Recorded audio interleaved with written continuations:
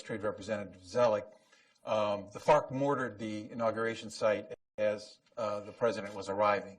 They set up an array of remote devices.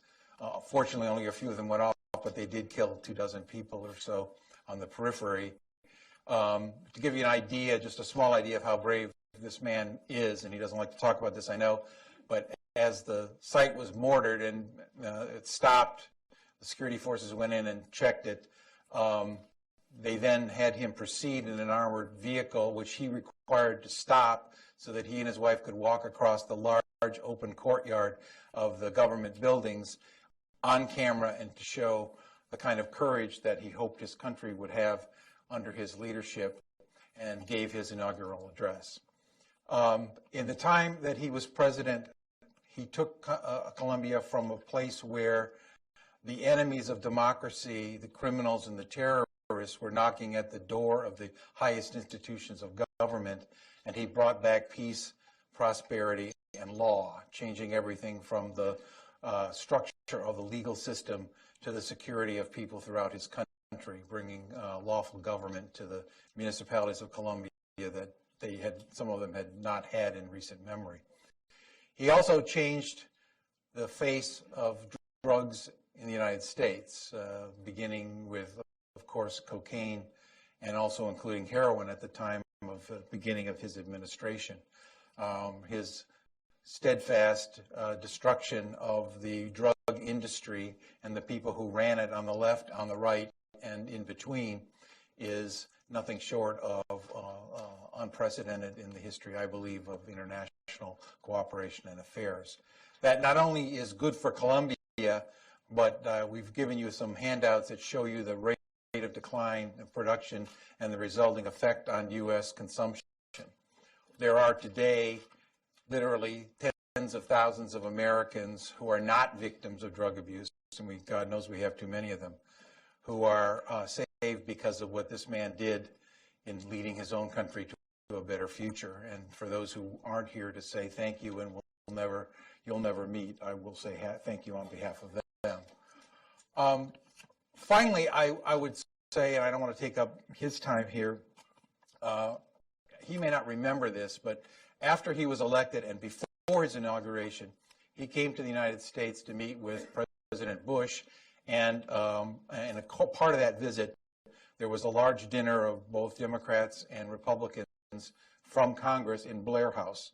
I was the only executive branch representative at that dinner so that they could be utterly candid. And some of them used that license to be preachy and somewhat ridiculous, as sometimes we can be as Americans. But one person struck me then, and since it's topical, I will say it now. Senator Sessions, when it came his time to make remarks, said all the preachy stuff he wasn't sure was either here nor there. But what he wanted to tell you is that he thought you had a chance to become the Abraham Lincoln of your country. What I think most Americans believe was the greatest president the United States has ever seen, and that gave back the United States a future of prosperity and justice that it had not had before. And he urged you to consider that possibility and to be that possibility, and then said, and I want you to know that to do that, Abraham Lincoln had to kill my great-granddaddy, to show, I think, the kind of sacrifice that individuals and families make for the better of their country. I'm pleased to say that I believe, and I will not presume to speak for Senator Sessions, but I believe you exceeded that request in making your country and the United States a better place. I could not be more honored to introduce to you President Uribe from Colombia.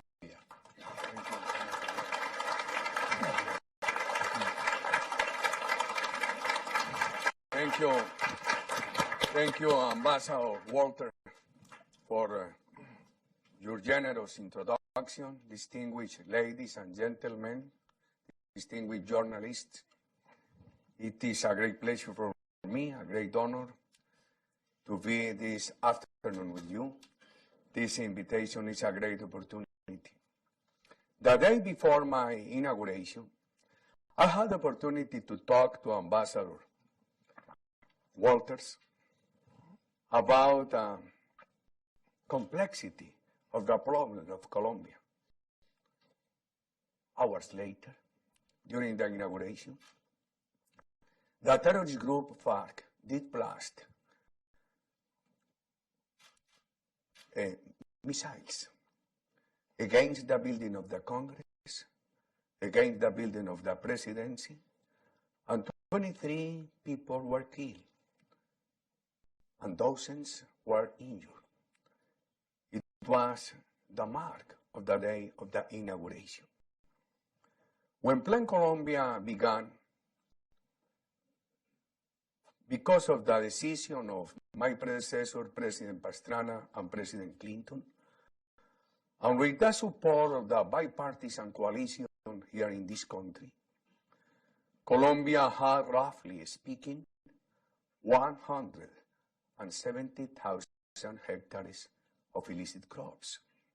Because of your help, Ambassador Walter, and the sacrifice of many Colombians, at the end of our administration, we had 60,000. 2 years later, during the first years of the Santos administration, it came down to 47,000. What is our concern? That today, my country, in accordance with the United Nations report 6 months ago, at that moment my country had almost 100,000. By United Nations report stated that during the last year, illicit crops grew in Colombia by 46%. And more recently, the United States report has informed that now we have in between more than 150,000 hectares. What is the concern? This question. Have we lost the efforts of Plan Colombia? The reversal trend will make Colombia a failing state again after these enormous sacrifices by Colombians and this great support from the United States. And at this moment, the peace agreement creates many concerns for many Colombians. For instance, FARC is the biggest cocaine cartel in the world, and its kingpins are being granted full impunity by the current administration in Colombia. The current administration has accepted that narco-trafficking in the case of FARC is a political crime. This is the excuse. FARC has said that they have been involved in narco-trafficking because this is a way for them to fund rebellion. And the government has accepted the people who come to terms with the government, in this case the peace agreements. In the case of political crimes, they cannot be extradited. They won't be taken to jail, and they have full rights for political eligibility. They are electable for office. This is one main concern we have. I have been asked in this city, what is your alternative? We have said that for ordinary guerrillas, we do not ask jail. For ordinary guerrillas, we accept that they do not go to jail. For the ringleaders, we consider, first, that Colombia should never accept narco-trafficking as a political crime. That in the name of peace, those involved in narco-trafficking that come to terms with the government, we accept that they do not have full sentences, that they have shorter sentences, but not full impunity.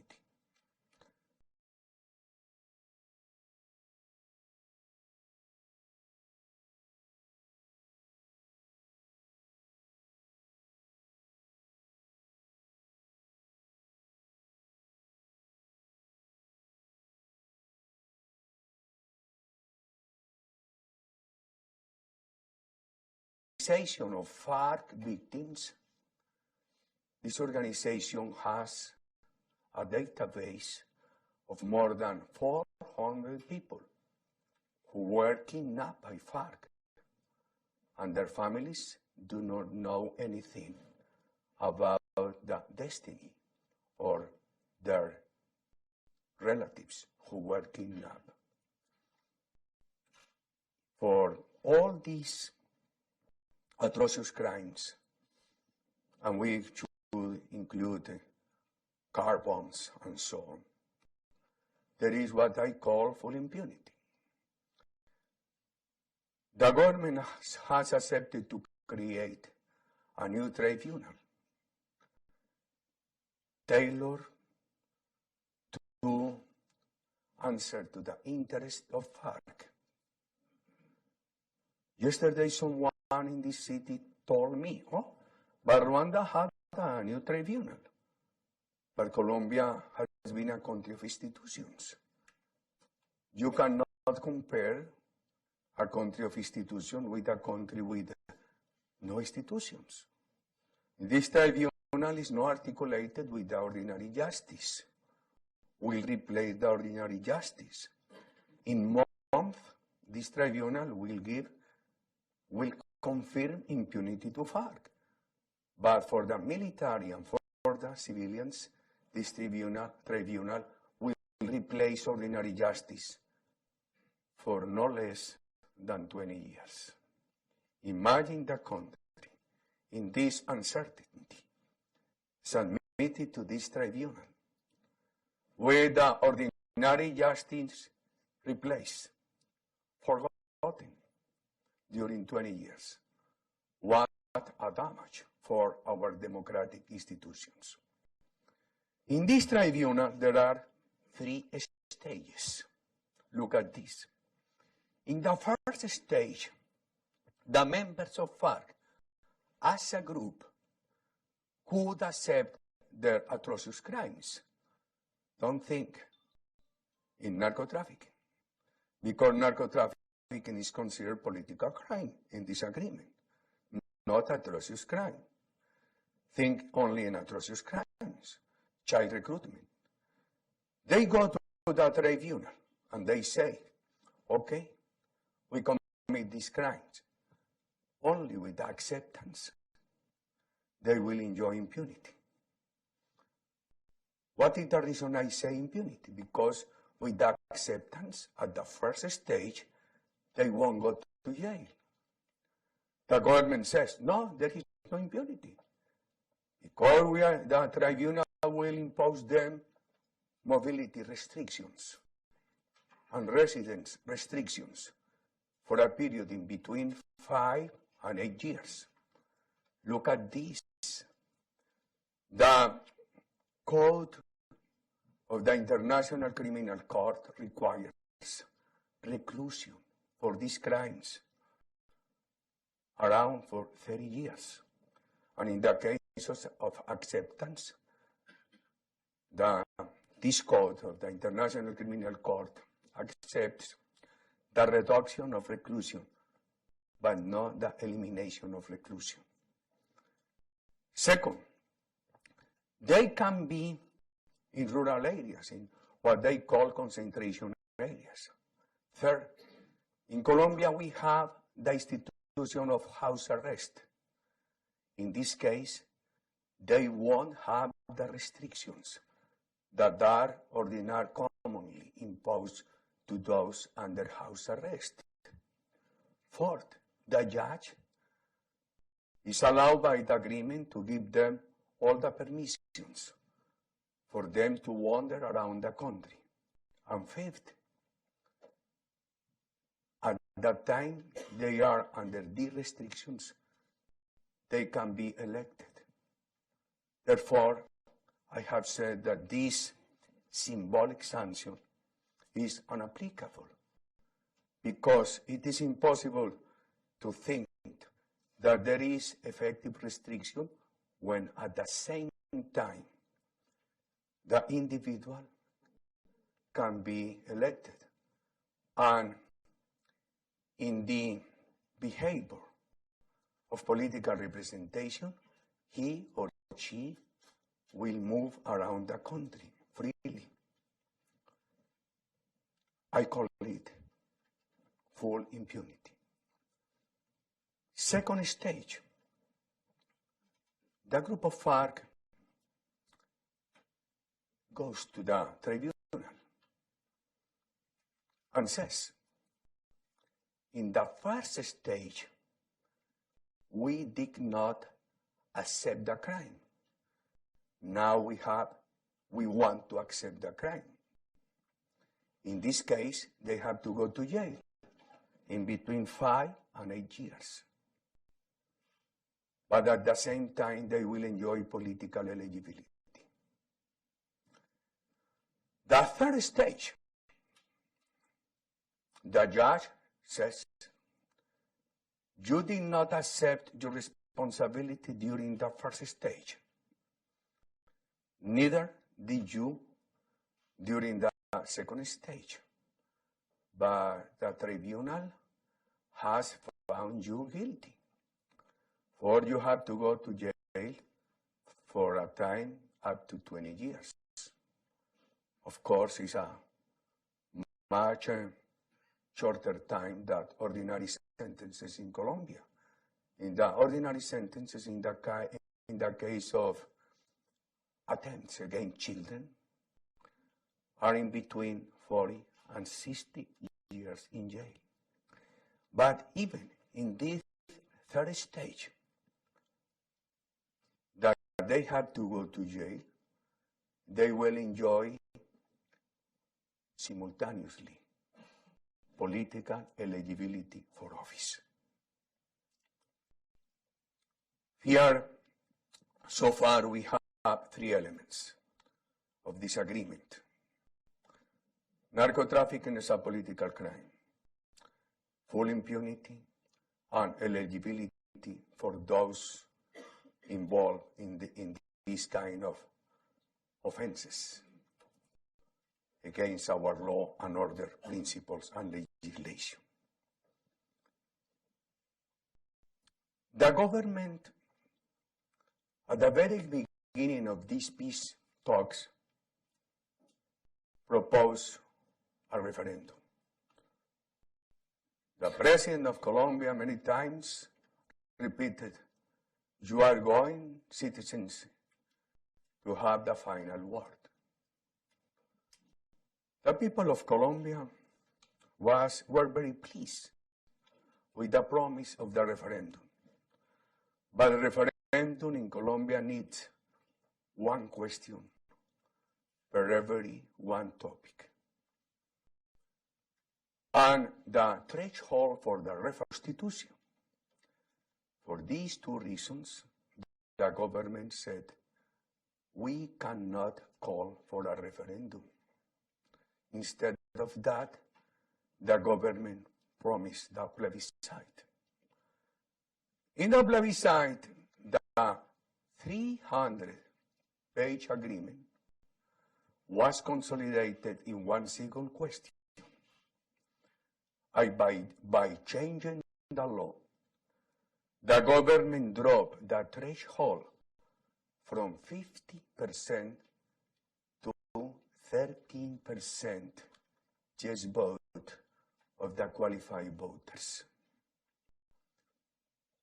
After the government lost the plebiscite, the people of No, many fellow Colombians, and I fought for the no vote. We said, this electoral electoral outcome makes the agreement non-existent. However, we want peace. Our disagreement is not with peace. Our disagreement is with these specific concessions to FARC, because we consider them inconvenient for the future of Colombia. And we invited the government to talk, to look for how to introduce deep. There were talks. We proposed many options. The government went to La Habana with our observations, and some weeks ago we were called. And we were notified that the government and FARC had closed a new deal without consulting with the leaders of the no vote. I remember that I did beg the President, Mr. President, please allow the people of no to consider this agreement with FARC. Give us the opportunity to devise, to figure out how we, with your government, find out for new options. An answer was, no, we cannot. But the government did forget the plebiscite and said, we are not going to call for a new plebiscite. The new agreement will be ratified by Congress. We cannot accept that direct democracy, in this case, be replaced by Congress.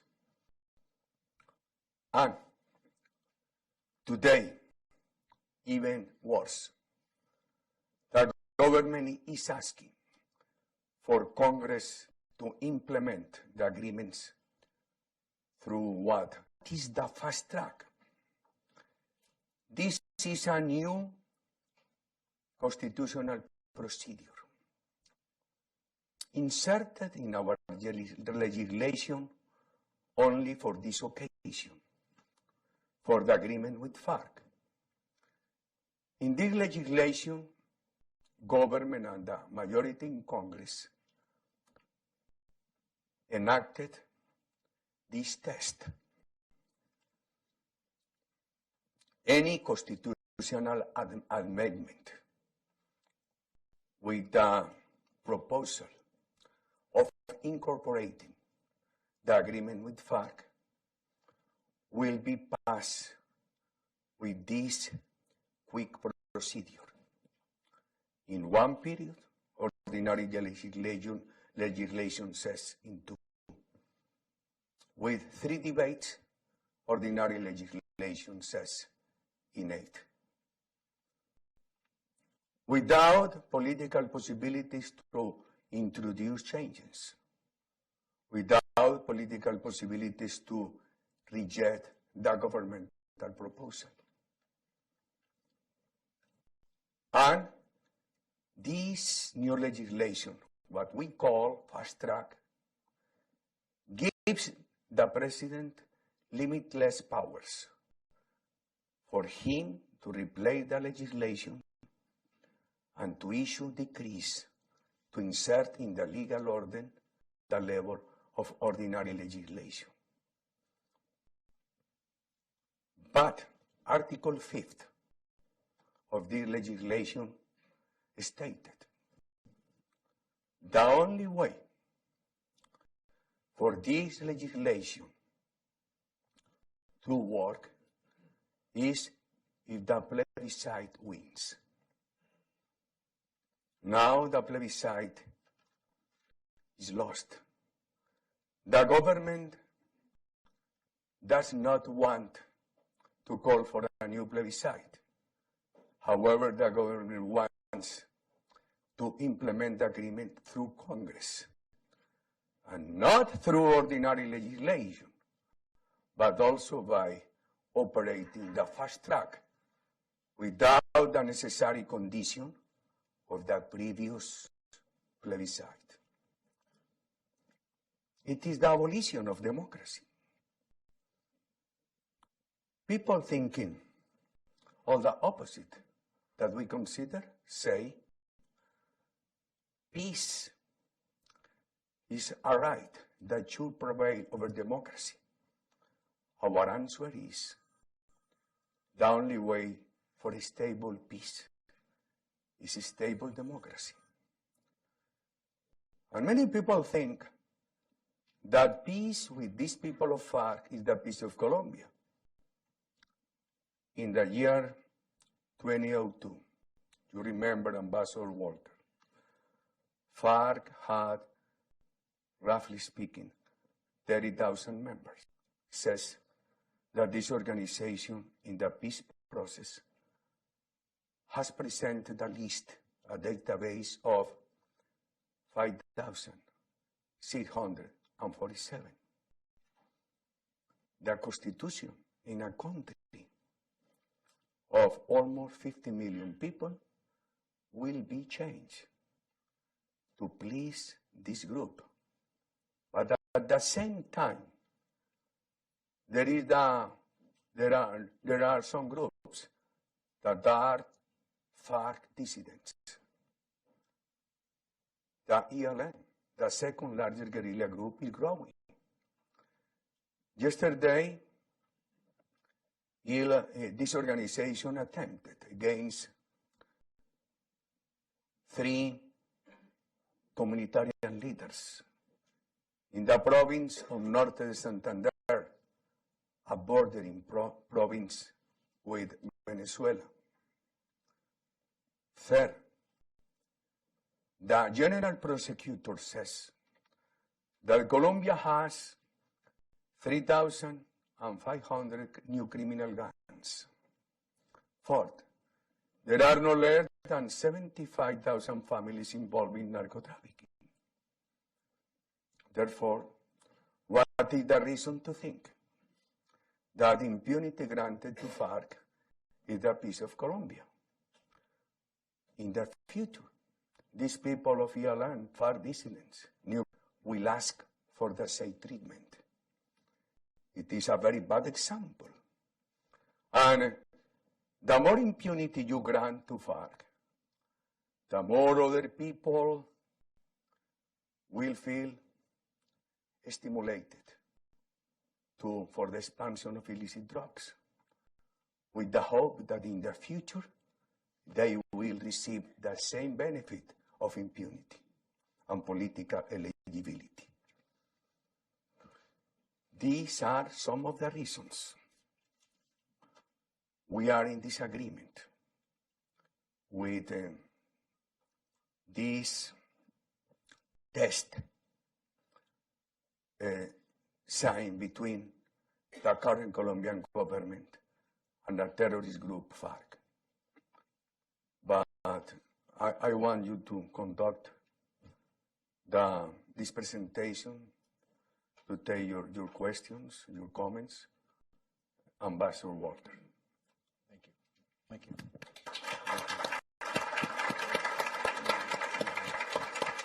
Thank you. You covered a lot of the questions, and I'm going to leave time for the various people in our audience, many of whom are from the press and who have also backgrounds to ask some questions as well. But I want to start off with a few. Before I do, I just want to mention Ambassador Jaime Derenblum, who's one of my colleagues here at Hudson, who helped to bring you here and has been a longtime friend of Colombia and to many of our allies in Latin America. His illness has prevented him from being here, but I want to acknowledge him and the work he's done here, and especially in connection with allowing us to be here together today. Thank you, Ambassador. Yeah.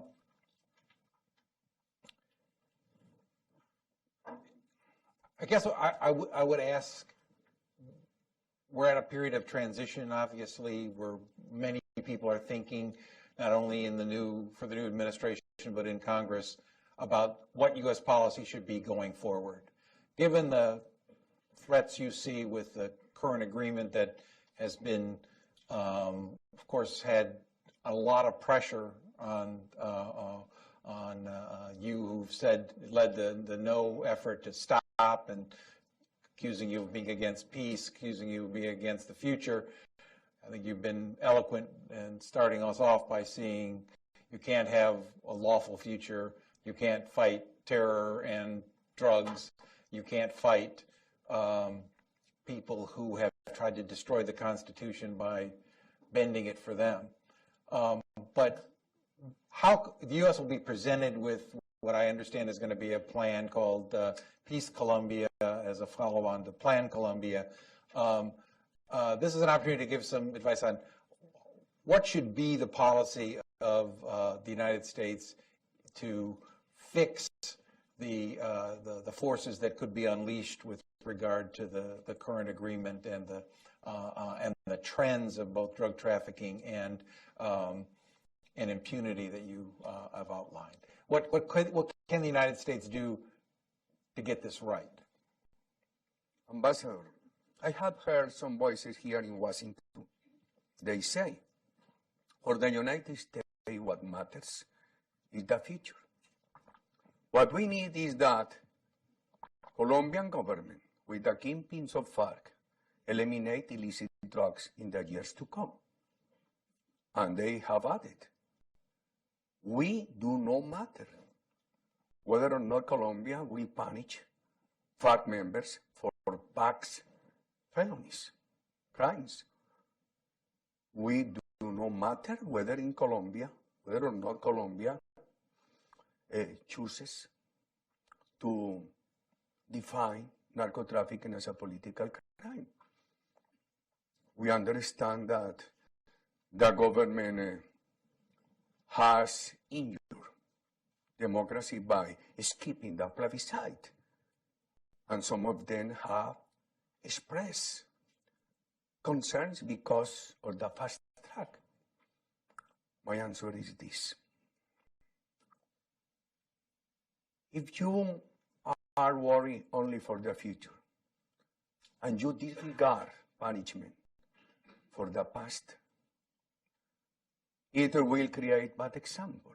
It will promote that many people fill the vacuum left by the 100 kingpins of FARC and will expand narco-trafficking. When Colombia gave some level of impunity to Pablo Escobar, my fellow Colombians were set. Now, with this agreement with Escobar, Colombia will no longer suffer narco-trafficking. And it took place the opposite, the explosion, the blown up of much more narco-trafficking. For I asked the United States to consider this element. I want to repeat before you that we are not asking for full punishment for narco-trafficking. We accept that this peace agreement needs some benefits for the people of FARC. What we asked for is, first, not to consider narco-trafficking as a political crime.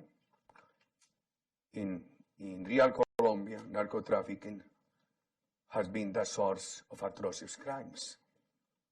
Second, punish them at least with shorter sentences.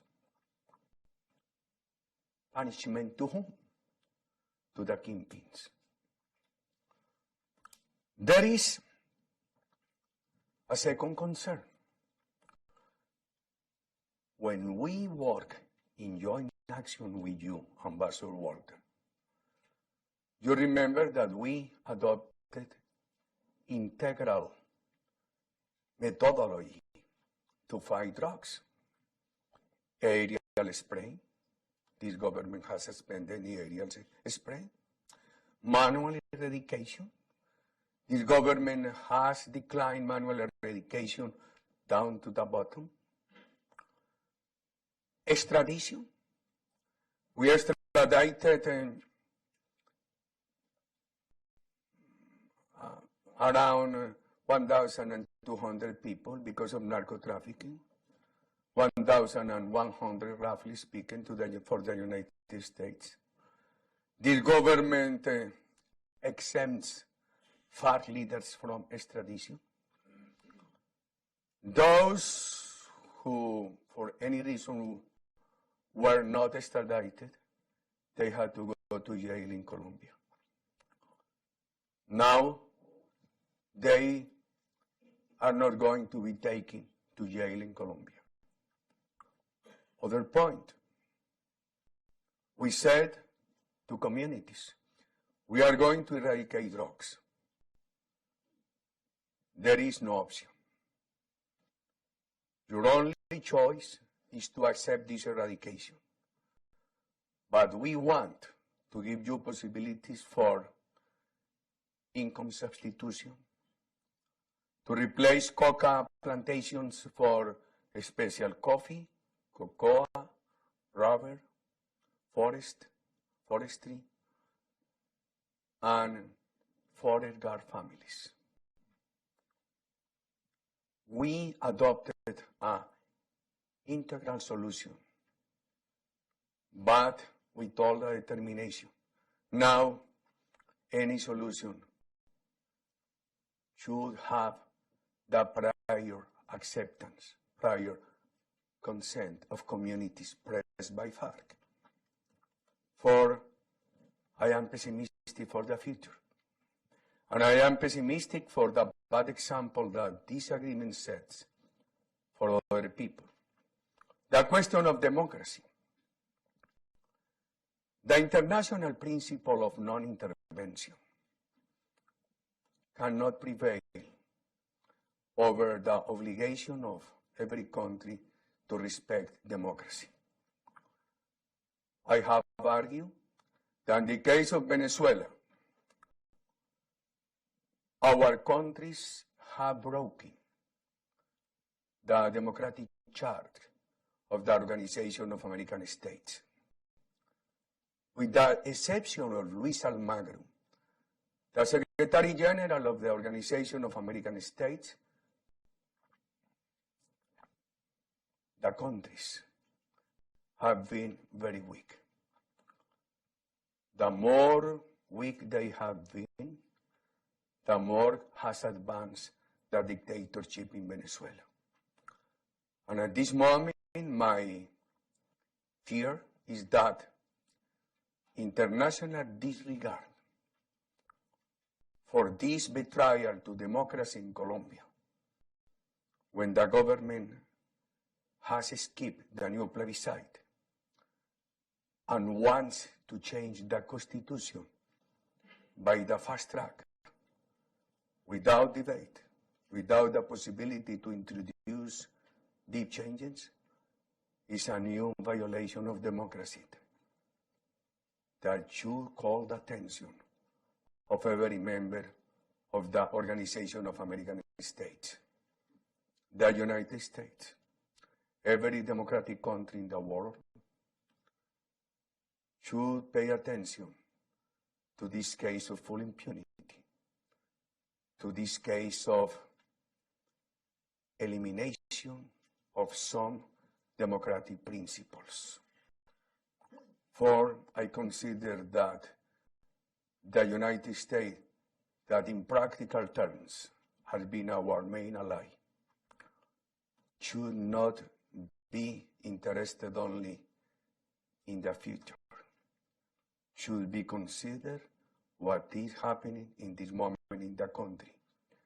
Because the wrong management of this moment in Colombia could be the cause for new problems in the coming future.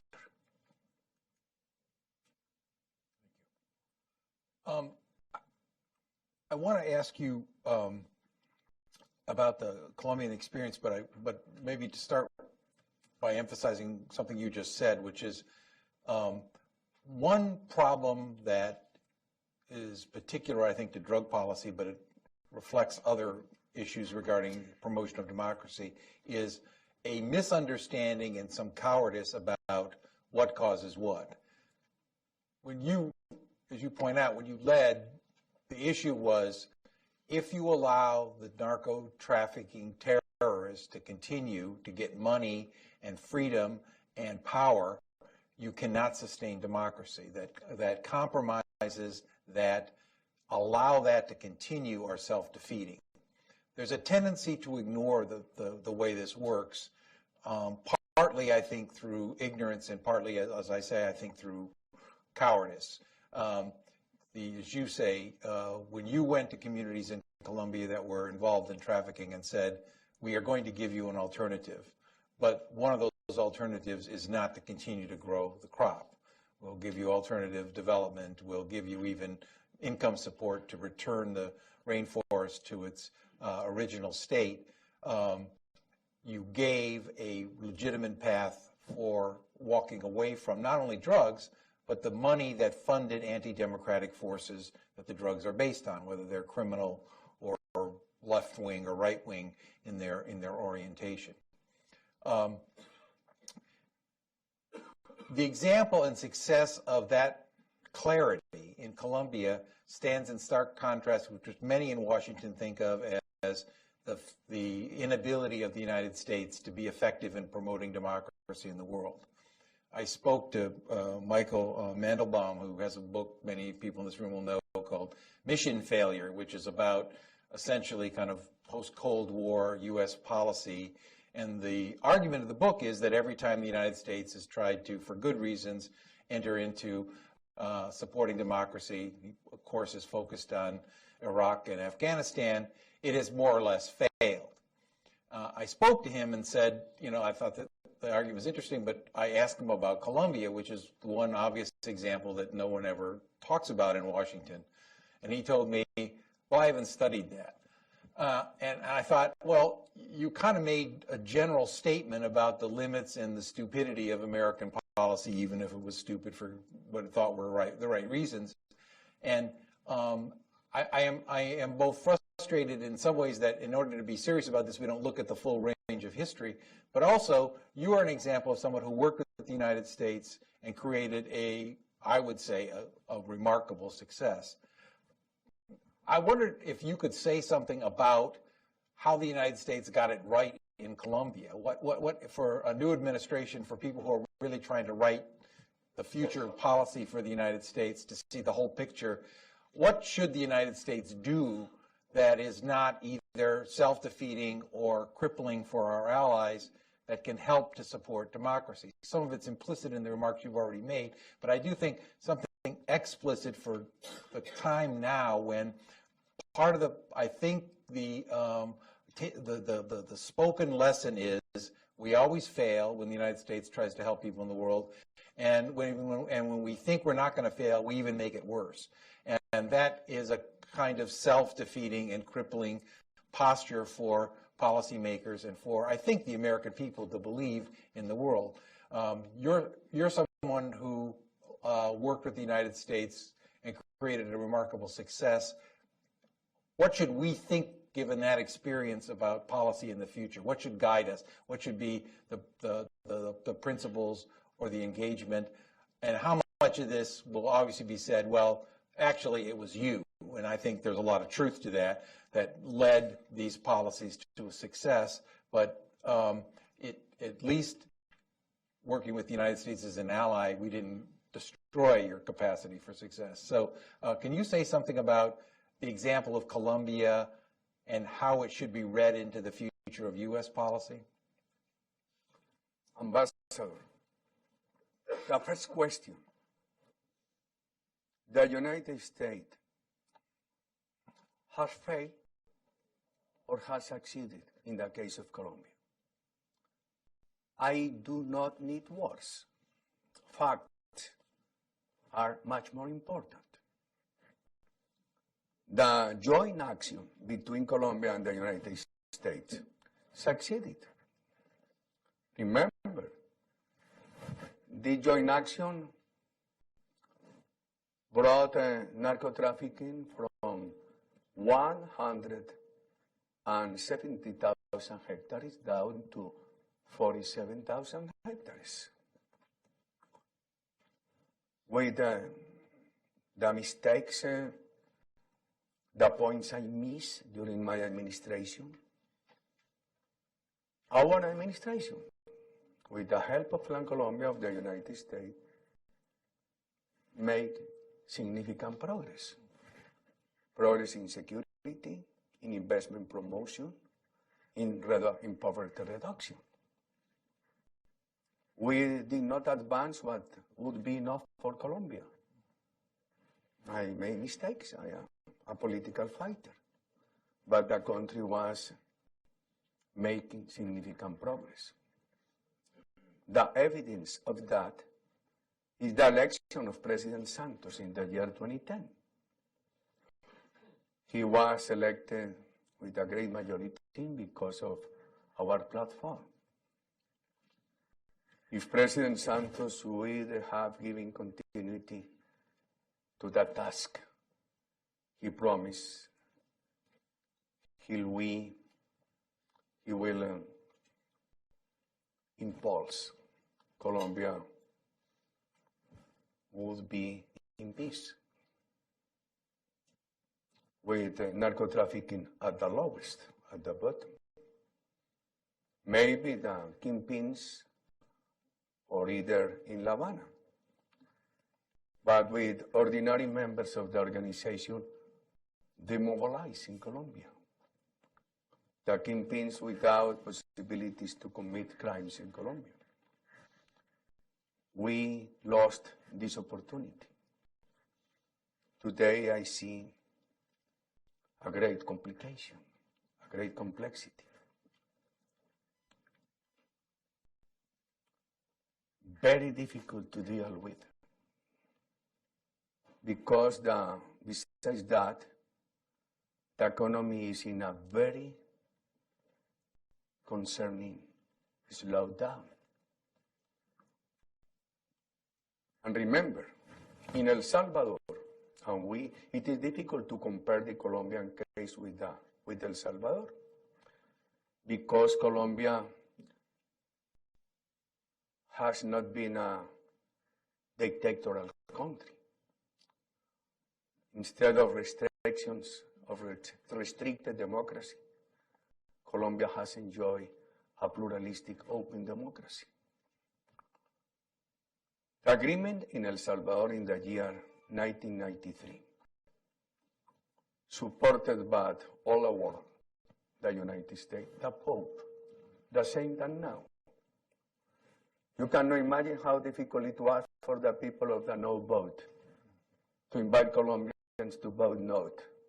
And Colombians ask me, if the Pope supports the agreement, I was quiet. I didn't know how to answer this objection from the voters. How difficult in a country with this willingness to applaud President Obama, when we have a great appreciation for the United States in a country of a great majority of Catholic people. It has been very difficult, but the full stop law adopted in El Salvador, enacted in El Salvador in the year 1993, was dropped this year by the Supreme Court of Justice in El Salvador. My guess is that in the future, any court in Colombia could drop this full impunity legislation. The economy. Nobody did realize that the agreement in El Salvador was very restrictive for the private investment. Later on, the people of El Salvador did suffer the consequences, a depressed economy. It created much more violence, more than 30,000 people. Today, people involved in matters, they are more than 70,000. The economy became so depressed that it created a humanitarian crisis that caused the election of former guerrillas in the year 2009. And today, the economy in El Salvador continues being in very bad shape. I am fearful that the current situation in the economy in Colombia, plus the restriction imposed by this agreement with FARC, could cause many more problems in the future. How to deal with this situation for the international community? I understand that the international community accepts peace talks. But the international community, at least those who have worked in joint action with Colombia, such as the case of the United States, should require from the parties some changes. After the plebiscite, I was called by people at the higher level of the government of the United States. And what I said is this: please, at this moment we need you to urge the Colombian government to introduce deep changes in La Habana agreements. At this moment, it is late, but tomorrow could be too late. At this moment, it is very important to consider not only the future of narco-trafficking in Colombia, but what to do with the past crimes related to narco-trafficking. And to consider that my country has skipped the plebiscite and wants to introduce a new agreement and to convert it into legislation through the fast track. The years to come will be very difficult years in Colombia. We have some clear ideas and some not yet clear ideas. We have to consider this. So far, clear ideas.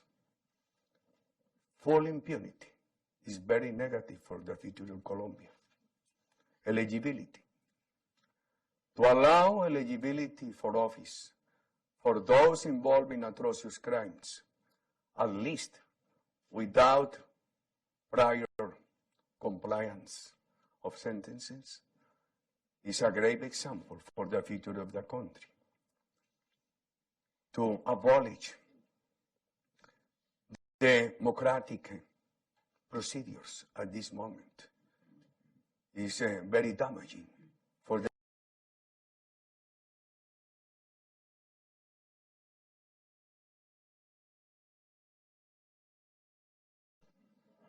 1.5 months ago, Timochenko, the top kingpin of FARC, had an approval rate less lower than the President of Colombia. And if you grant them impunity, restrict the economy, the country cannot perform well in the economy. The creation of jobs with dignity stops. It could lead the country to a humanitarian crisis, creating the political environment to elect these people or to elect the coalition they are going to participate in. For it is a case of danger, of risk for our democracy. And there are some misconceptions in the international community. First, the case of Colombia is not a case of dictator who used to operate in Latin America. The case of Colombia is the case of a pluralistic, open democracy challenged, threatened by Marxist-oriented guerrillas, paramilitaries, all of them with the support of narco-trafficking. This is the case of narco-terrorism threatening an open democracy. Second misconception, our military. Our armed forces are not the armed forces of dictators. They are the armed forces of democracy. We cannot accept that our military forces are placed at the same level of guerrillas as this government has done. We are asking for a special treatment for them, not a treatment of impunity. But look at this. At this moment, militaries and civilians in Colombia have to go to the same FARC tribunal. What is the reason I say FARC tribunal? Because this tribunal is tailored to meet the interests of FARC. And the judges, although FARC and the government have accepted, then the judges cannot be foreigners, that they have to be Colombians. The origin of the judges will be with the direct participation of FARC. And for FARC, it will be very easy. They will go there and they will accept their crimes and they will enjoy full impunity. And they say, yes, we committed these crimes because we were in the exercise of our right of rebellion. But look at this for the military or for the civilians. If one member of our armed forces, one civilian, is called to go before the tribunal, he or she has these options: to be found guilty or to be acquitted. This is a chance. To avoid this chance, the option to be safe is to accept a crime that even he or she had not committed. And many families of the military have said, what we need for our relatives is freedom.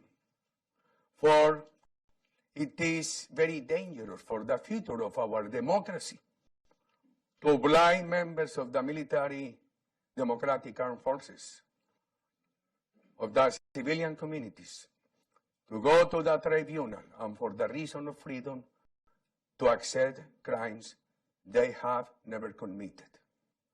This creates a great danger for the memory of the country, for the future of our institutions. For we are asking for a special solution without impunity for the members of our armed forces. And the third misconception is this: Colombia is a very unfair economic and social country. With this conclusion of unfairness, many people in the world justify the criminal activities today of FARC. But look at this. When you go to the city of Cartagena, you find two cities. One city with hotels, tourism, industry, workers with dignity, with affiliation to the social security system. In the other city, misery, poverty, lack of opportunities. The evidence of Cartagena is the proof that in Colombia, the private sector is not the cause of our problems. What has been the cause of our problems is the lack of much more private sector. When the private sector expands, people in Colombia find jobs with dignity, opportunities. When the public sector is restricted, and it has been restricted because of violence, people do not find opportunities. And it is my duty to express to the international community to review this misunderstandings, misconceptions that have been sold to portray Colombia in a different way than this Colombia in real terms.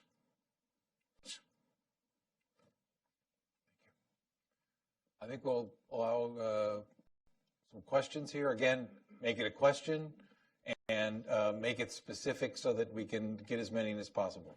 My colleague, Richard Weitz. Please, one only condition. Speak slowly to me. Because I am almost deaf in Spanish and much more in English. It is a limitation for being a singer, but an advantage for being a politician. Certainly, sir. Thank you so much for joining us today.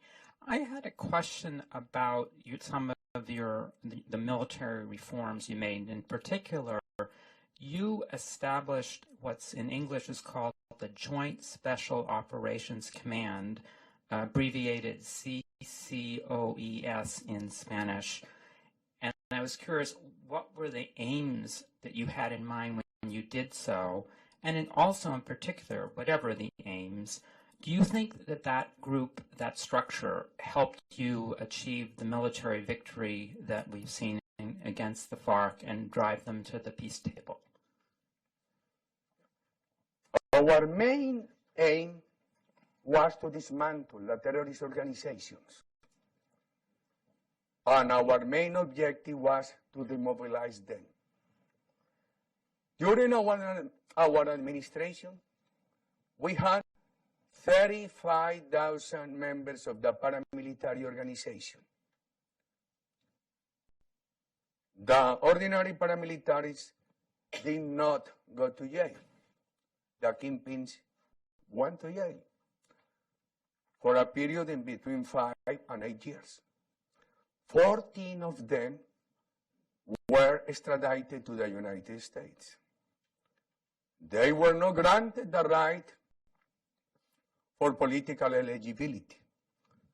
We did not negotiate with them any change in our Constitution. At the same time, with the same legislation and with the same policy, we got the demobilization of 18,000 members of guerrillas. And we did treat them the same we did with paramilitaries. 4 members of guerrilla were extradited to the United States. One is Simon Trinidad. Here. Because he was responsible of many cases of narco-trafficking and because of his participation in the kidnapping of some Americans.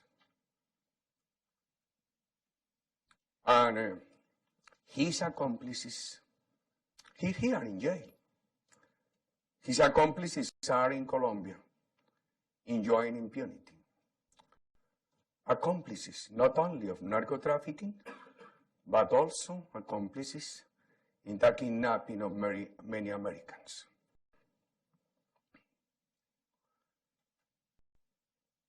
Our proposal was not a full military victory. Our proposal was to dismantle the terrorist organizations, to offer them shorter sentences, to promote a generous reinsertion without impunity, and to give them